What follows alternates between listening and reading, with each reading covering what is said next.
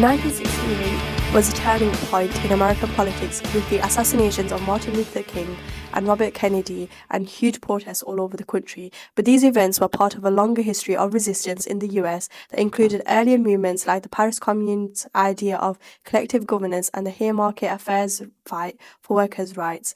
This continuity shows how radical challenges to authority arise at different times in history. Brett Morgen's 2007 film Chicago 10 follows the 1968 Chicago protests and the subsequent trial.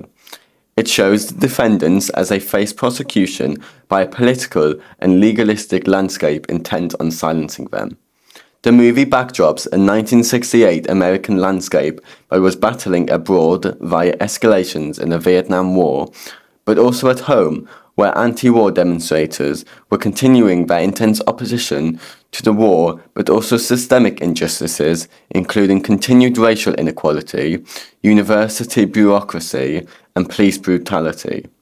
This tension took over at the Democratic National Convention in Chicago, where the city became a stage for clashes between protesters and police, turning into a symbol of repression and resistance.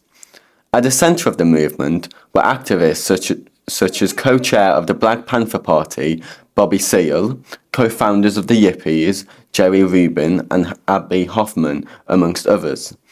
The estimated 7,000 to 10,000 that descended on Chicago during the summer of '68 captured the spirit of a generation that wanted to challenge power loudly and publicly.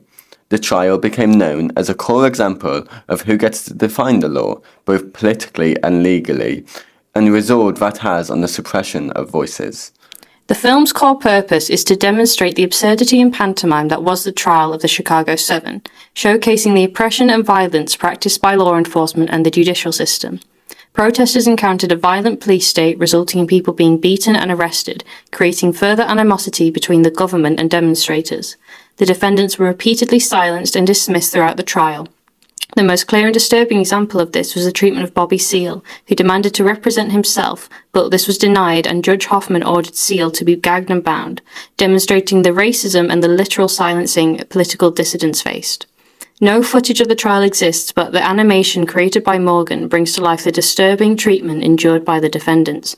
The film, however, uses real footage from the protests that erupted in Chicago and does not shy away from showing the brutality and use of violence from the police against demonstrators. Scenes of protesters covered in blood, rinsing their eyes from the tear gas or being thrown into police vans are played between footage of government officials and politicians describing the protesters as radical terrorists. These scenes add a sense of irony to the animated reenactment of the courtroom, where undercover police officers testified to the violent protesters' nature. However, Morgan shows the defendants' patriotism and love of their country as demonstrated in the film. Which reflects how the press influenced public opinion of the Haymarket Affair and Paris Commune, demonizing and discrediting the protest.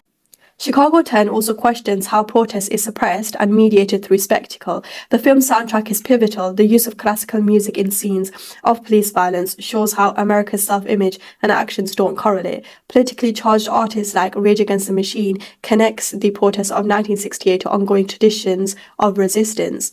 Morgan strengthens the idea that the movie isn't just about the past, it's also about how these tensions are still present today. Gil Scott-Heron's statement that the revolution will not be televised helps us understand this framing. The phrase criticizes the idea that media representation can fully capture or explain political struggle.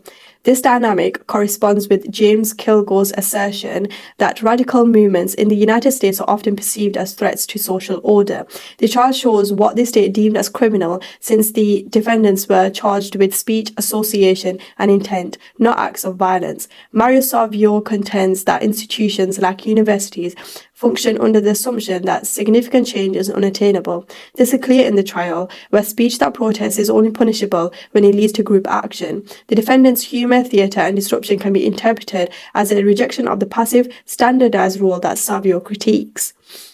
Chicago 10 shows how democratic representation can be contradictory.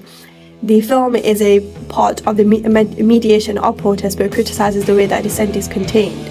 By foregrounding the spectacle and the suppression of protest, it invites the viewer to question the events of 1968 and the ongoing relationship between media, power, and political resistance.